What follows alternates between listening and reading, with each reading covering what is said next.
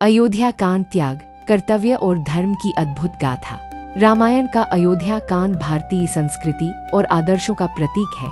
यह अध्याय श्री राम के जीवन का सबसे बड़ा मोड़ है, जो हमें त्याग, कर्तव्य, मर्यादा और धर्म के पालन की गहरी सीख देता है। आइए इस कांड को विस्तार से समझते हैं। राज्याभिषेक। राजा दशरथ अपने जीवन के उत्तरार्ध में यह सोचने लगे कि उन्हें अब युवराज घोषित कर देना चाहिए। उन्होंने अपने सबसे बड़े पुत्र श्री राम को युवराज बनाने का निश्चय किया, क्योंकि श्री राम न केवल गुणवान थे, बल्कि वे सभी प्रजा के प्रिय थे। जब यह घोषणा की गई तो अयोध्या में उत्सव का माहौल बन गया।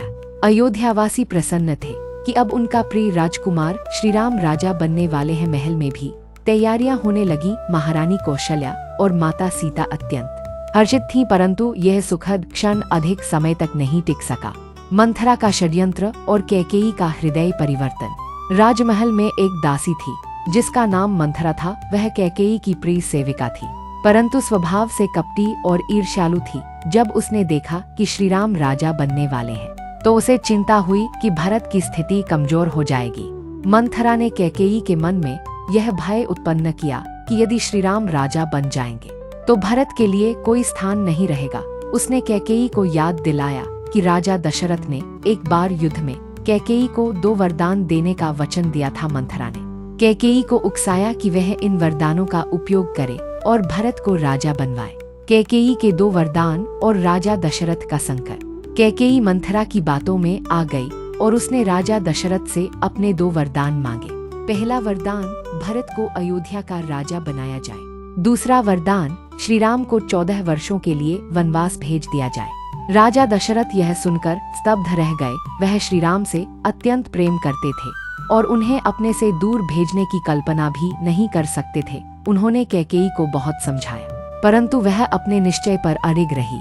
राजा दशरथ दुखी होकर विलाप करने लगे, परंतु वे अपने वचन को नहीं तोड़ सकते थे। अंततः उन्होंने श्री राम को बुलाकर उन्हें यह कठोर निर्णय सुनाया, श्री राम का कर्तव्य पालन और वनवास स्वीकार करना। जब श्री राम को यह ज्ञात हुआ तो उन्होंने बिना किसी द्वंद्व के इसे स्वीकार कर लिया। उन्होंने कहा, पिता की आज्ञा ही मेरे लिए सर्वोपरि है। मैं 14 वर्षों तक वन में रहूंगा और वनवास का धर्म पालन करूंगा। श्री राम ने माता कौशल्या और माता सीता को प्रणाम किया और अपने छोटे भाइयों को समझाया कि वे इस निर्णय का सम्मान करें। लक्ष्मण और सीता का श्री राम के साथ जाना। माता सीता ने जब सुना कि श्री राम वन जा रहे हैं, तो उन्होंने भी साथ चलने का संकल्प लिया। श्री राम ने उन्हें समझाया कि वन में अनेक कष्ट हैं, परंतु माता सीता ने दृढ़ता से कहा, जहाँ मेरे स्वामी होंगे वहीं मेरा भी स्थान होगा। मैं आपके बिना नहीं रह सकती। लक्ष्मण भी अपने बड़े भाई के प्रति अत्यंत निष्ठावान थे। उन्होंने कहा कि वे श्री राम की सेवा के लिए वन में जाएंगे। श्री राम, सीता और लक्ष्मण ने सभी से विदा ली और वन की ओर प्रस्थान किया।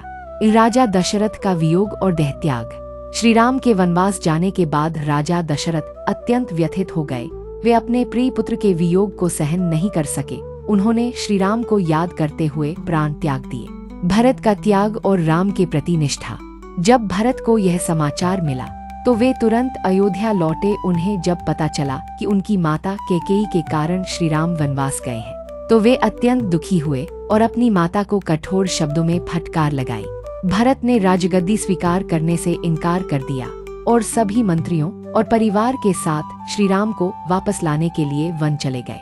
जब वे श्री राम के पास पहुँचे तो उन्होंने कहा, हे भ्राता, यह राज्य आपका है, मैं इसे स्वीकार नहीं कर सकता। आप अयोध्या लौट चले। परंतु श्री राम ने उत्तर दिया, प्रिय भरत, मैं पिताजी की आज्ञा का पालन कर रहा हूँ, यह मेरा धर्म है। भरत ने यह स्वीकार किया और श्री राम की चरण पादुका लेकर अयोध्या लौट आए। उन्होंने इन पादुकाओं को राज सिंहासन पर रखकर 14 वर्षों तक सन्यासी की भांति शासन किया। त्याग और समर्पण। माता सीता और लक्ष्मण का श्री राम के प्रति अटूट प्रेम और समर्पण प्रेरणादायक है। भ्रातृप्रेम और निष्ठा। भरत का चरित्र हमें सिखाता है कि सच्ची भक्ति और प्रेम कैसा होना चाहिए। राजधर्म और न्याय।